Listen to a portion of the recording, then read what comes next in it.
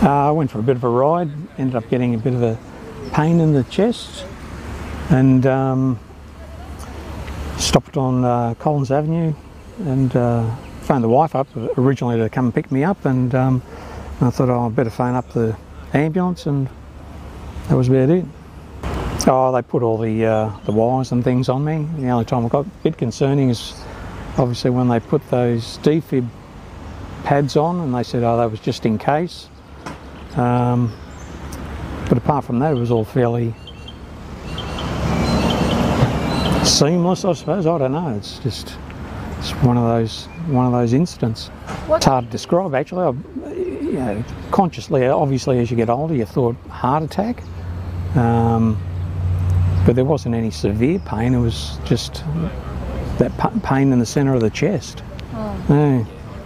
I think the fact that I got a bit of a dry mouth, I thought that was a bit out of the ordinary, and I thought, well, I'm better safe than sorry. As to what sort of level of endurance I can do, that'd probably be up to the doctors, I suppose. But, yeah, but from my understanding, I should get back to basically back to 100%. 2021, we were joined by 2 police officers who supported the ride. One of them being Peter Eicens. He was in the police vehicle, so he looked after the ride for 3 days, made sure everyone arrived in Cooktown safely. And he came up to me after the ride and he said, you know, I want to do this next year, I'm retiring. I'm going to give it a go. And I said, yep, okay, that's fine. Good to see you on board. And he did, true to his word, he signed up for 2022. He did a bit of the ride. And I think at the end of the ride, he came up to me and he said, you know, Glenys, this was harder than I thought. I'm coming back next year and I know what to do to get it done right. And that's what he's done. He's signed up for the 2023 ride. I've seen him out there training every weekend. We saw him on the weekend of the 20th at Copperload. He whizzed past us on his bike down the hill, and that was the last I'd seen him for a few days until I got a text message, and the text message said, oh, sorry Glenys, I have to pull out for the ride. I've had to use your cardiac unit. He had a heart attack, and that was a bit of a shock to the system because he looked pretty fit, pretty healthy. He was on a roll, he was exercising. But we have the best cardiac services in regional Queensland.